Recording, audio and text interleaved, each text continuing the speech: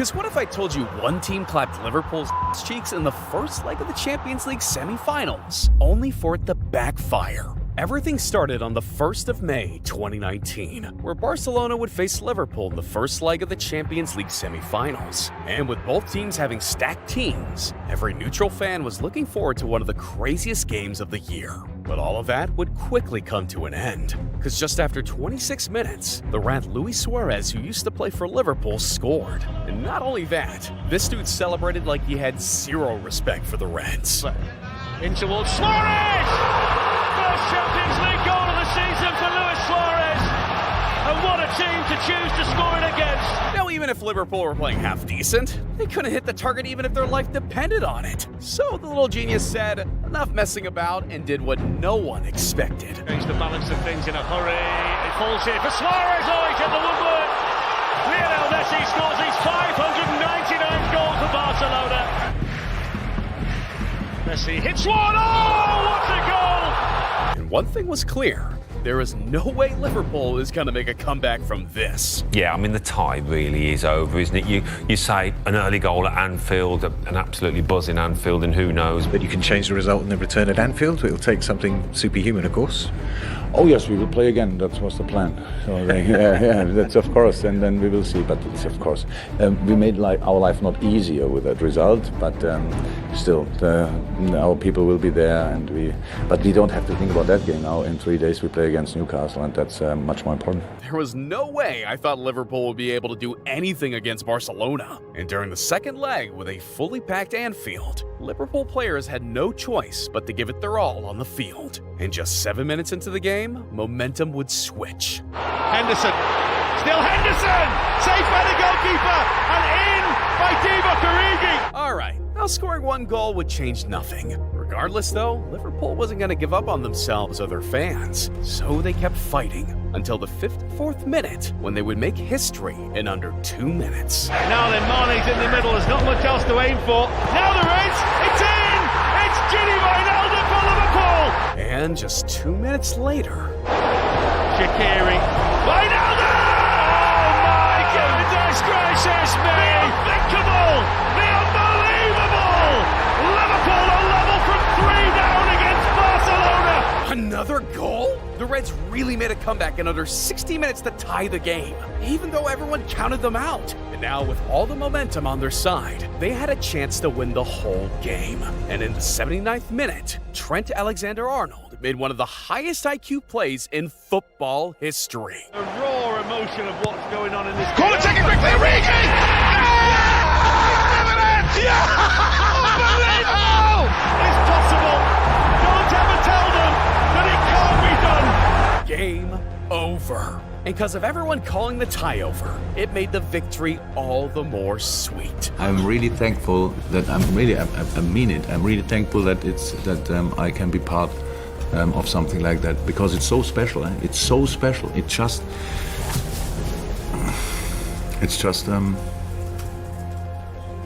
amazing, unbelievable.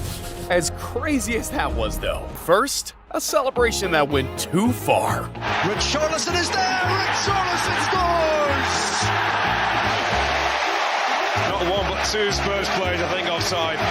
Richarlison does not have his goal, and the game is still very much on edge. Not only did dude get his goal removed, but he got a yellow card for taking off his shirt. That is even crazier. The time one dude made the longest celebration in football history. What's onside? And it finishes 1-0. Western Sydney. Hold up. Flag was up, though. On the number 9, he hasn't seen it. He's still celebrating. At least the score was all time. Something even wilder was the time one team started celebrating before even scoring.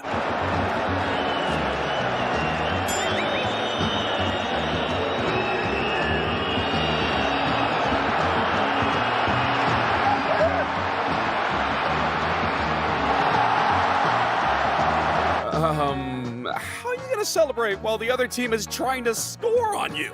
But even though that was one of the dumbest times to celebrate, one team started celebrating a promotion before he was even secured. But I'll let you all know about that later. Because first, we gotta talk about the goalkeeper that started celebrating way too early.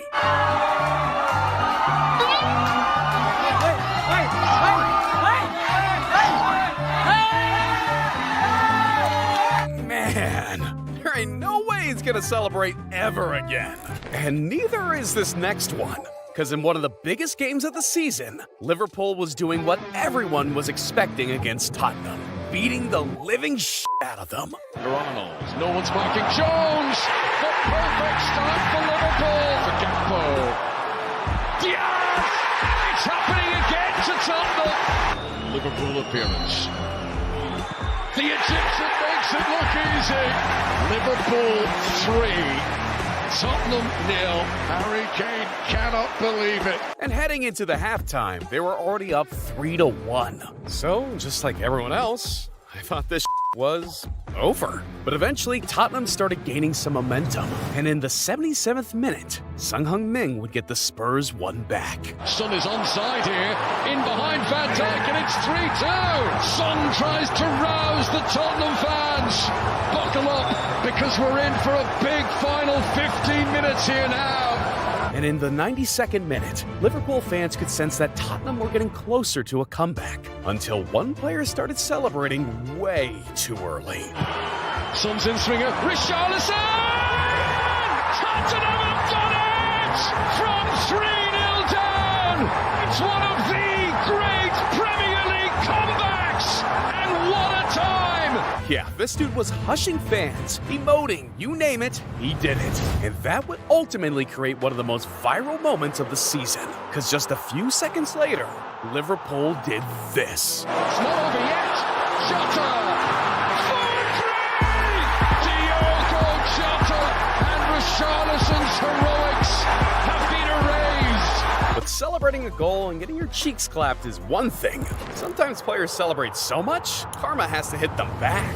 It was the second leg of the Championship playoff semi-finals, Watford versus Leicester, and both knew how much was at stake. This game would decide who would have a chance to be promoted to the Premier League. So with everything coming down to the end, one player tricked the referee. Knockout, he's got beyond Briggs, still going, Knockout goes to ground, as Cassetti leads on him, penalty! That is a massive decision! Honestly, I get why the whole stadium was losing their shit, because that was the wildest dive I've ever seen. But little do they know, then celebrating before scoring would turn out to be the biggest mistake in football history. Knockout takes, Almunia saves, Knockout follows in, Almunia saves again! Absolutely astonishing. Forestieri. Here's Hogg! Deeney! Do not scratch your eyes! You are really seeing the most extraordinary finish here! Oh my god! That right there has to be the wildest 20 seconds I've ever seen. One of the craziest celebrations ever made one team forget they were still playing. And look at where the goalkeeper is. He's on the halfway line, and all of the K-Stars players drifted to their own half. Immediately, they want the ball. The referee says, let's get it back in play. Then the goalkeeper's hurrying. But he's hurrying too late, and the damage is done. But as wild as that was, this next one was so unexpected, it even had the refs confused. في التنفيذ يضيع بالفعل لاعب شاب ثقة والحكم يأمر بإعادة تنفيذ الضربة الترجيحية ولا الكرة تسلم. Now so far, we've only seen goalkeepers sometimes being too cocky go so far, it creates hatred between two countries. It was the under-21 European Champion qualifiers, and little did fans know, this showdown between France and Sweden would become an iconic game. See, during the first game, France would clap Sweden's ass, winning comfortably 2-0. So their spirits were at an all-time high. Because for Sweden to go through, they needed to win by at least 3-0. And by the 71st minute, Sweden had created history. I straffområdet, upp och nickar i mål! 1-0 till Sverige! Möjlighet spela till Thelin som är fri, skjuter där i mål! Nummer 2 i rad då, där är den slagen, långt slagen, det blir Sveriges möjlighet, skott kommer och det blir mål! John Guidetti gör mål! So by the end of the game, Sweden had flipped the script completely. Now, France only had one option. They had to score. Because not only would a goal mean instant qualification to the European Championship, it would solidify them as the greatest U21 team in the world. And by the 87th minute of the game, things would take a huge turn. Ska inte bra komma på skottläge, skjuter där via svensk ben. Det kan bli ett franskt mål. Här kommer nicken i mål. Här kommer den franska nicken i mål. And you'd think French players wouldn't play around with karma, right? That celebration clearly had the Swedish players completely fired up. So with the game almost coming to an end, all Sweden needed to do was get one goal back. And honestly, I'm kind of hoping they would. Här kommer hörnan då, Sverige 2 mål på hörna tidigare. Det skott kommer i mål! Det är 4-1 i Sverige och det är Lewicki igen! Oh man! And just like that, karma was knocking right at the French players' doors. Men med klokhet, man ligger rätt i positionerna och... Now the craziest part is, not only did the Swedish players get to humiliate the French players then and there, they made it all the way to the finals where they would beat Portugal. And he's missed it, and Sweden are the European under-21 champions. And after this, you better believe the Swedes would take their chance to remind the French team to never, ever celebrate too early again. Honestly, this might have to be the craziest karma moment I've ever seen.